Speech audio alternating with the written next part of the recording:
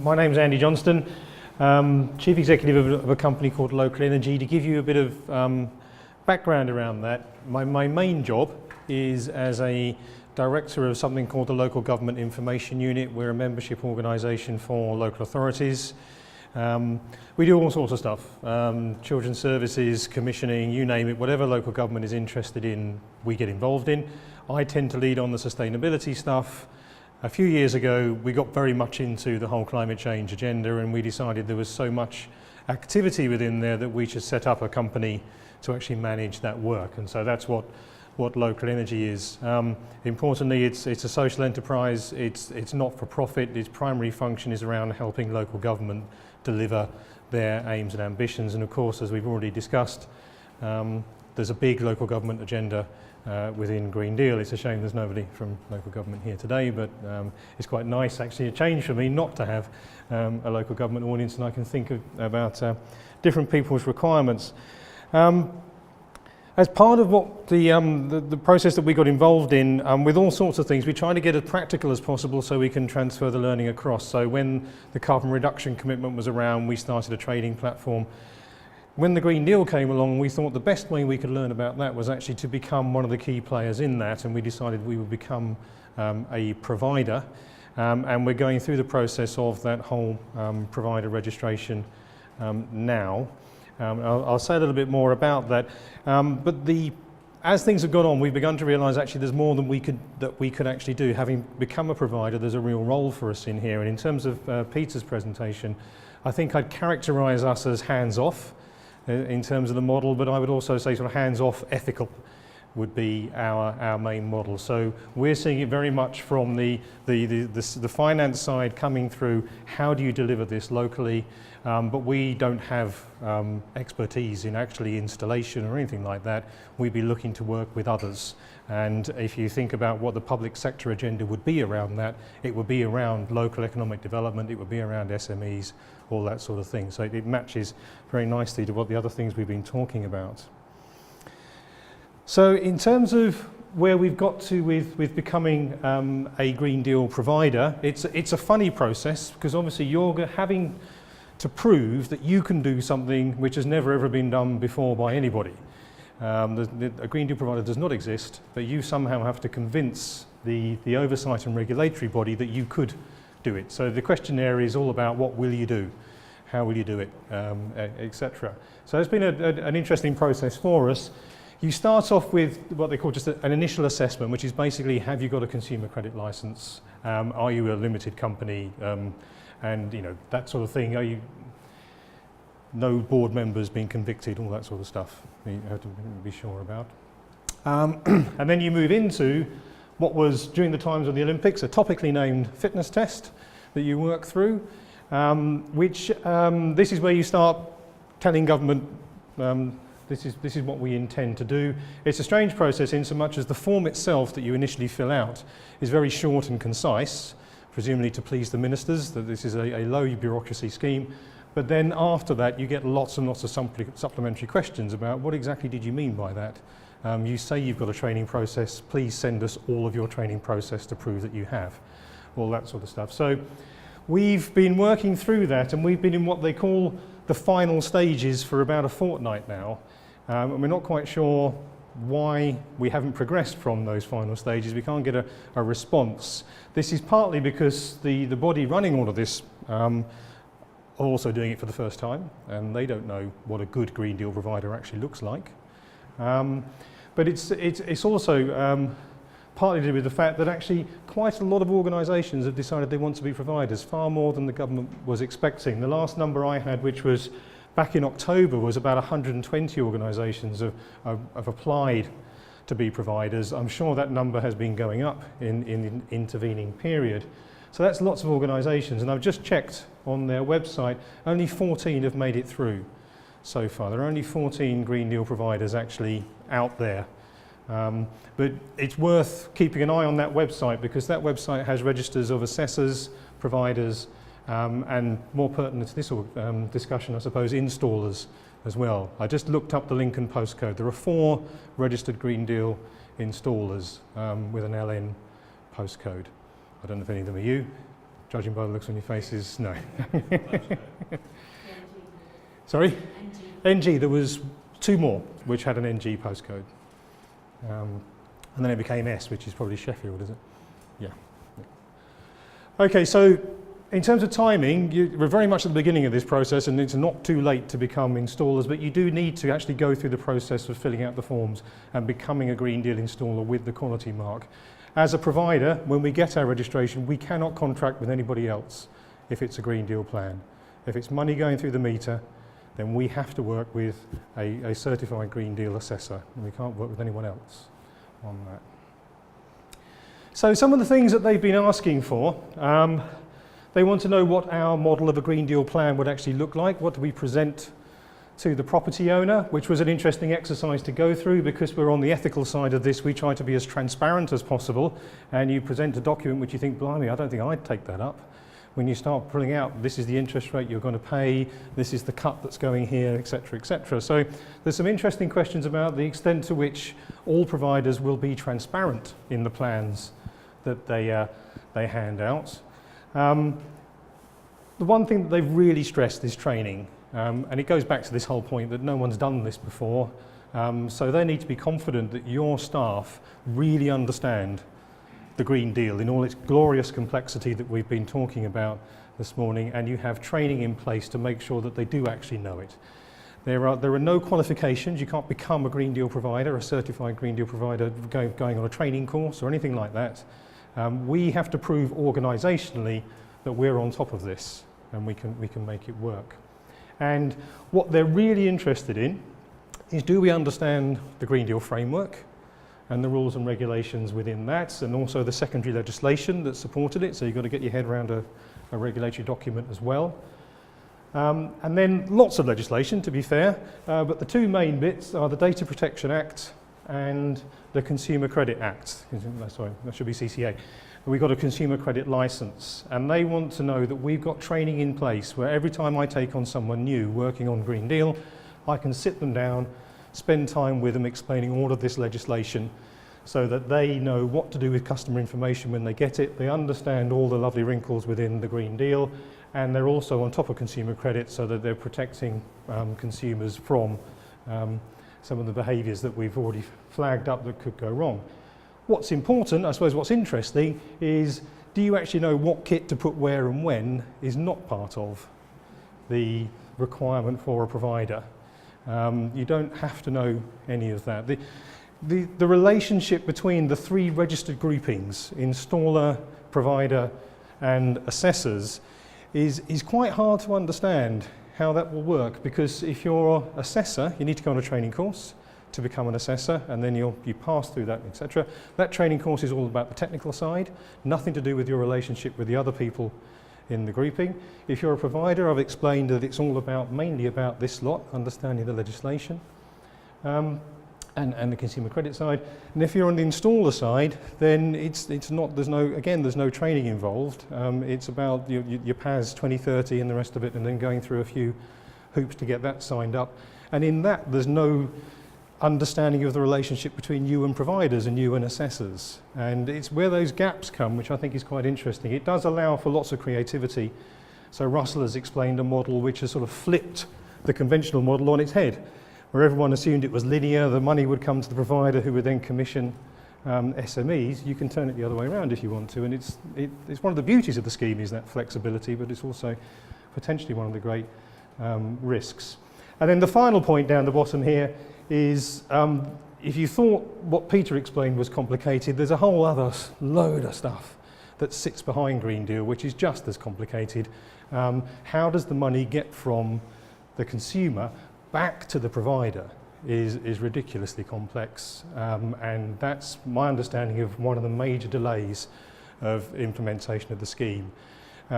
It's mainly to do with the fact that the way that we're billed for energy is so arcane and archaic and primitive and diverse that the idea that you could somehow pull all that together around one scheme, the Green Deal, and payments would make their way beautifully from a meter reading through the electricity company and then back to the provider has actually proved extremely complicated to do, and has required a lot of investment by the utility companies. But that obviously, that doesn't bother me. I don't care as a provider, as long as I get the money back. But you do have to pay lots of little hidden fees and charges. You have to sign up to databases and pay small commissions on every time that payment makes its way back to you, all that sort of thing. So again, as Russell pointed out, there's a whole little extra bit of fees in there, which is yet to be bottomed out in terms of its cost, which the property owner will be paying ultimately. So that's us becoming a provider.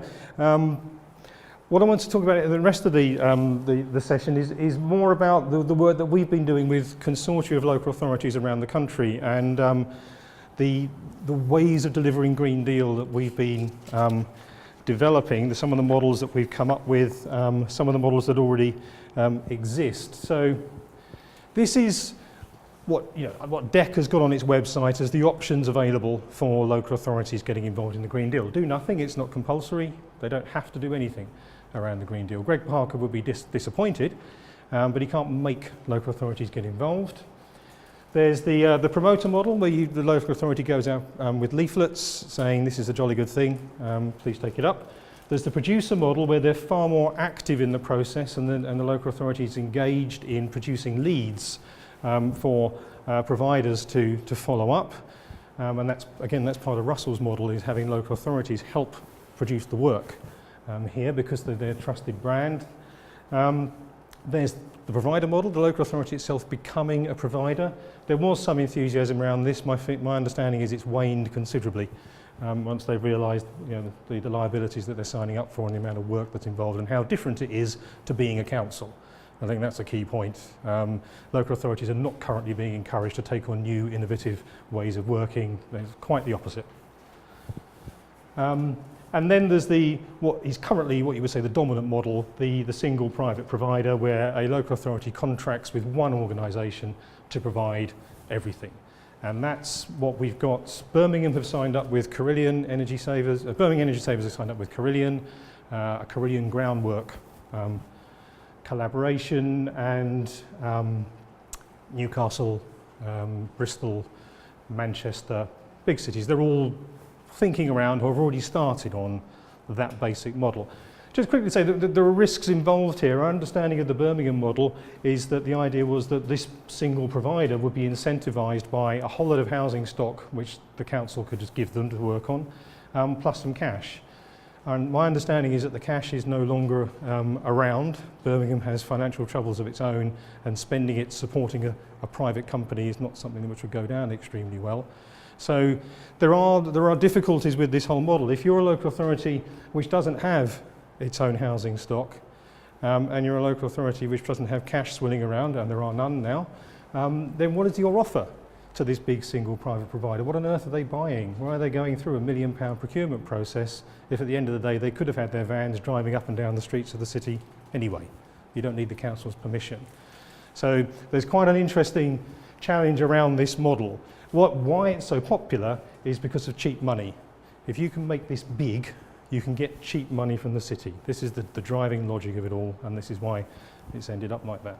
However, having said that, we've been working with the local authorities in our consortia, looking at different ways of doing this. Our consortia, we've got North Yorkshire local authorities, Nottinghamshire and Derbyshire local authorities, urban South Hampshire, which is Portsmouth and Southampton basically, in North Wales, and thinking through different ways of doing this. And what we've come up with are some ideas like this. The multi-partner model, so not one single provider, but actually a group of local providers that the council would work with. An assessment-led model where the local authority, if you think about the local authority's role within this, if they're not a provider, they're clearly not an installer. Where could they intervene to have the maximum impact on sort of the ethical delivery of Green Deal, if you like? And some have come to the view that it's at the assessment stage is where they could do that. This is where the first opportunity for trust to break down happens. If you have an assessor in the house saying what you need is a brand new boiler, and then he has to state, oh, and by the way, I'm paid a commission by Worcester Bosch. What's the homeowner to think? So councils are saying, well, that's a risk, that happens. These people will be out there, but there's an alternative council model where you still have to pay for it in some shape or form, but you do at least have the comfort of knowing that it's a council assessor that's coming out and they'll give you impartial advice. There's a model which is community finance led, which is what we're working on in North Wales, and that's looking quite interesting. I'll say a little bit more about that. And then there's an alternative, if you like, to the do nothing, which is the protector model. Lots of local authorities are extremely concerned that delivery of Green Deal will turn into a disaster, and if it all starts going wrong, the public will start phoning them up and saying, why is this going on? Why have you allowed this to happen in the town? And so some are just putting together a helpline, information leaflets, etc., which are all aimed at warning the public about the risks around Green Deal. Now, of course, you can imagine that really cheers DEC up. They're trying to cheerlead a whole new programme, and then they've got local authorities going, watch out, it's dangerous, don't do it. So there needs to be an accommodation found between those two attitudes to Green Deal, but certainly the local authorities, they do want this to succeed, but they do want to protect the people, their local citizens as well. So if I just go through the Portsmouth model, which picks up on a couple of the earlier ones, the multi-partner plus the councillor assessor. They've made a couple of assumptions that the cost of assessment would be between 90 and 150, depending on whether it's a single trip out there or they're doing a whole street in a day. And they're assuming that an interest rate to customers will be 7%. It's probably going to be a bit higher than that, but not much higher. But that's the assumption that they're working on. The idea is they'll work with local providers, they'll directly employ the assessors, and they'll charge the providers for the work. This is quite interesting. This has gone down like a lead balloon in every other local authority that I've presented it to.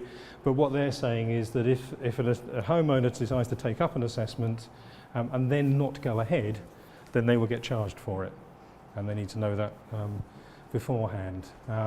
But this is linked to the local authority itself having some ambitious targets around reducing local carbon emissions. So just giving away Green Deal assessments and then going, oh, fair enough if you don't want one, that's not really delivering. So that's why they're thinking along these lines. If you could have it done, you should. They're thinking at least 4 providers, and actually there's a procurement process beginning around Portsmouth, but it's a very minimal procurement because they're not really selling much, and they've recognised this. So with the Birmingham model, it was, the council spent £1 million putting together a European Union compliant procurement process. Portsmouth are thinking, well, we could just run something like a normal framework agreement and put that out there and then see how many providers are interested in working with us. Because we're not giving them work as such, I mean, the council, there's no money changing hands from the council to the provider, then you can avoid a lot of the procurement work. It's just a partnership to deliver local Green Deal. And apparently the lawyers are happy with this so far, so we'll have to see.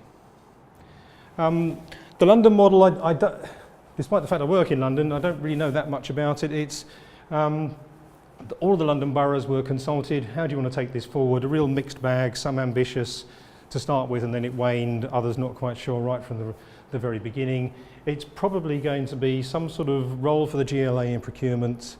Single provider model is probably what they're thinking at the moment, and the local authorities will be the producers. They will produce leads if they want to, and there'll be some local authorities who won't, and if it's, say that's Southwark, they'll just borrow staff from Islington who'll go and do some marketing in Southwark, and then they'll produce the lead which will go to the GLA. This is the one that we're working on in Wales, which is the community fund model. It's a bit of serendipity really. There just happens to be a very active community banking fund in North Wales, the Robert Owen Community Banking Fund, which for 4 or 5 years has been working with the local councils doing retrofit type activity under what you might call the old model, so directly funded. So the money is given directly to the community banking fund, and then they employ local tradesmen to actually do the work on properties which are suffering from fuel poverty.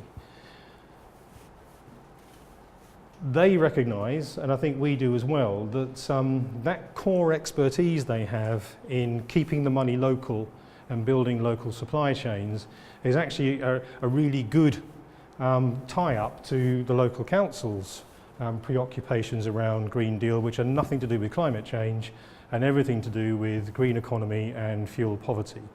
That's what the local authorities are concerned about, and they can see that they already have an organisation which is used to building those local supply chains. Again, they're in a sense hands-off as well. They don't do the work, they just find SMEs who would do the work.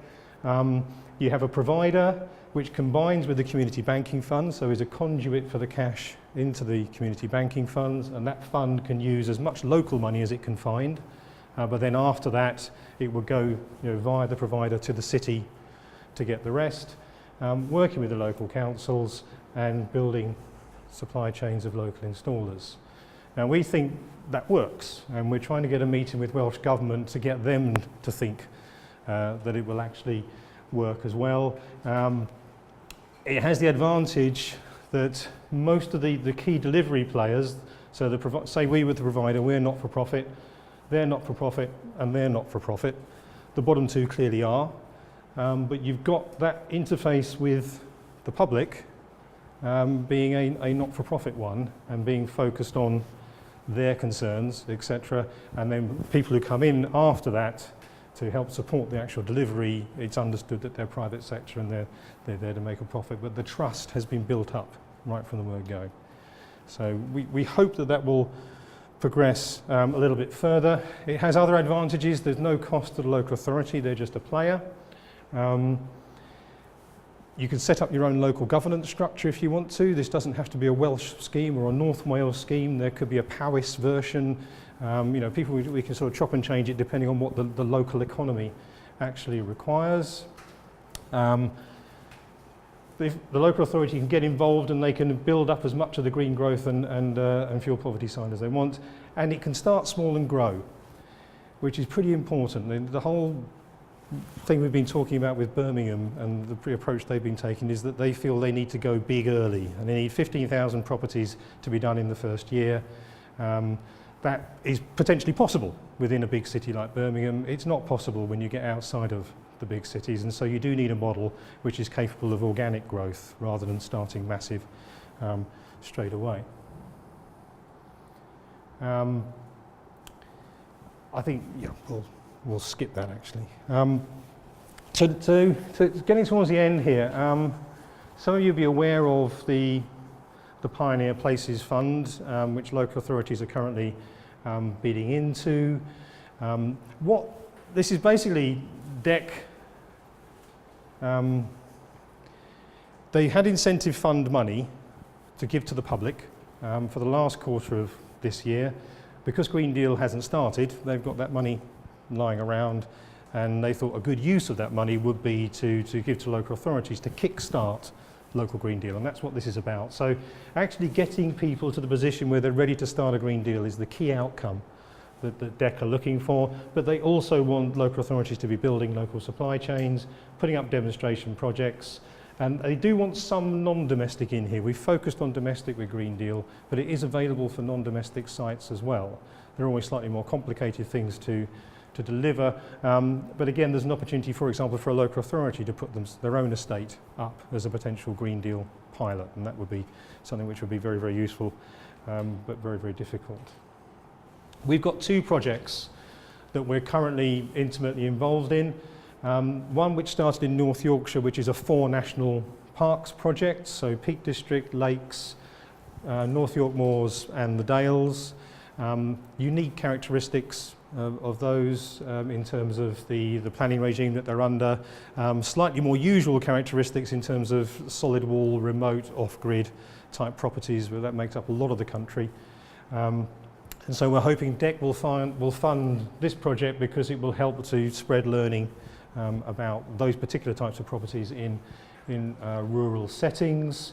I'm very glad I've met Russell, because I'm hoping that he'll be one of the partners in this project, because Cumbria and the Lake District have recommended parity projects as being a really interesting way of developing local supply chain that we should get involved in.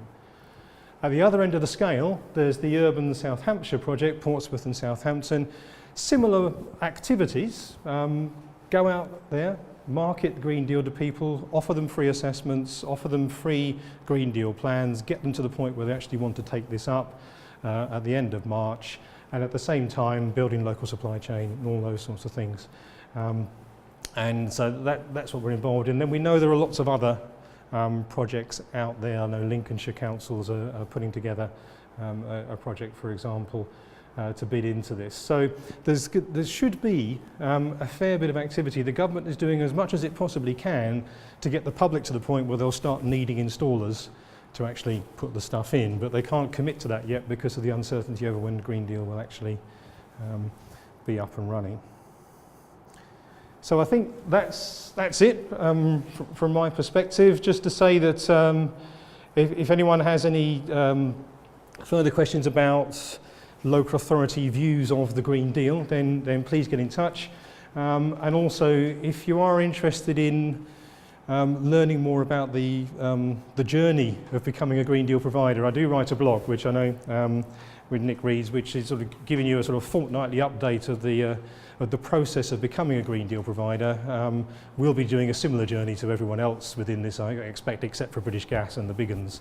It'll be different for them, but it'll give you a feel for what they're going through and understand their concerns. Thanks very much.